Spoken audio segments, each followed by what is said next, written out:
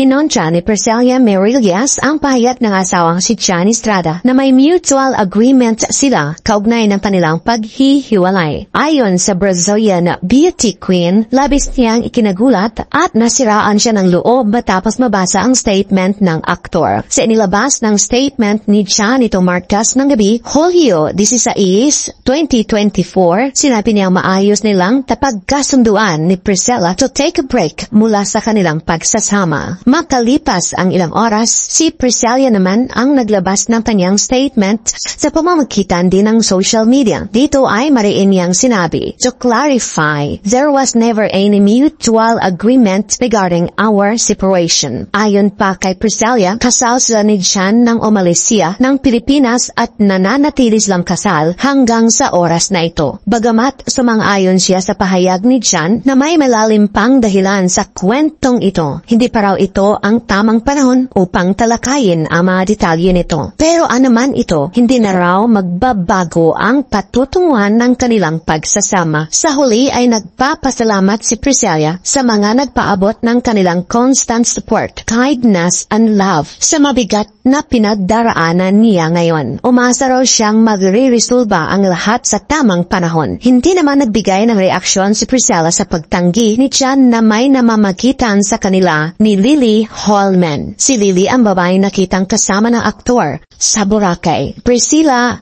Merillas full statement. Narito ang buong pahayag ni Priscilla. To clarify, there was never any mutual agreement regarding our separation. We were married when I left the Philippines and we remain married as of this time. While there is indeed more to the story, it is not the appropriate time to delve into those details, regardless of what those may be. However, it won't change the course of fate. I appreciate your constant support, kindness, and love during this difficult time. I trust that in due course, all will be resolved appropriately. Thank you for your understanding, Priscilla Merillas. Nitong Lunes, July 15, nag-post si Priscilla sa kanyang Instagram account nang kuha niya sa loob ng eroplano at sa airport kasama ang anak nila ni John. Caption ni Priscilla, what's next? Nasa hashtag dito ang Brazil, nasa hashtag din ang hashtag VK2024. Kasunod nito, pagla-live niya sa Facebook para maglabas ng saloobin sa hindi nila pagkakaunawaan ni John. Inamin ni Priscilla na nagtungo siya sa Brazil para makapag-isip-isip. Saad niya sa live stream, I'm just so blessed I'm able to do that all the way here in Brazil and in the US. Because sometimes it's better for you to take yourself out of the situation so that you can think clearly, so that you can do the things that you need to do with a clear mind and heart. Sa gitna ng pagla-live ni Priscilla, may isang netizen na diretsyong nagtanong kung may third party sa isyu nilang mag-asawa. Sabi ng netizen, Idol, may new na naman ba si John? Grabe naman, napakaganda mo na para maghanap pa ng iba. Mabilis naman itong nag-react si Priscilla. Ay, ano ba to? Ay naku po, ganon talaga ang buhay. Waring nadulas na hirit niya. Wala naman.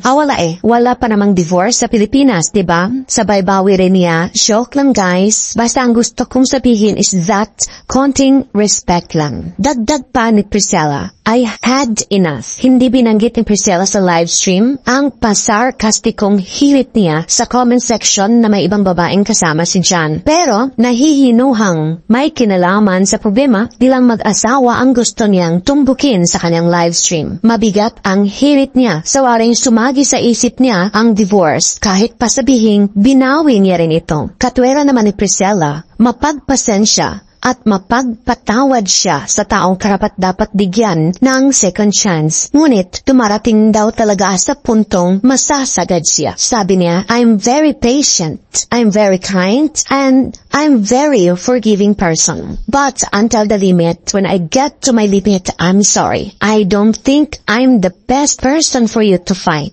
Because you know, the nicest people, they turn to be the most dangerous people. Because when we give our best and we get to the limit of the abuse of certain people, we know we just through. We don't care anymore. Idinidiin din ni Priscilla na may mga pagkakamaling hindi pwedeng basta na lang palampasin. Aniya, I think when you do things, you need to be very careful about the consequences of the things that you do in life. We all grown-ups, right? We're grown-up. We're all adults. Everything that you do, there is a consequence. And I refuse to let it pass anything from this point onwards. So, that's basically who I am. Bahihinuhang alam ni Priscilla na maari siyang mapulaan sa pagsisiwalat niya sa pribadong bagay sa kanyang buhay. Pero nakita raw niya na ito ang tamang gawin. Sometimes you just want to tell, to help with everything. You know, I had enough. Maybe I'm in my time that I said I need to say I had enough, right? I have a voice. I had enough.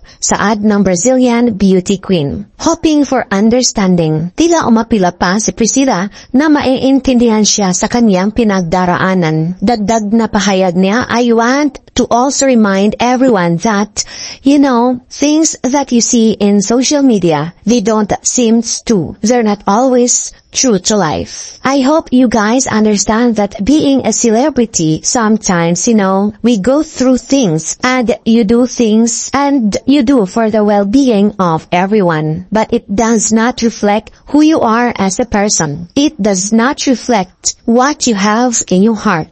Sa huli, may mensaheng iniwan si Priscilla sa kanyang mga taga-suporta. I just want to wish you all the very best.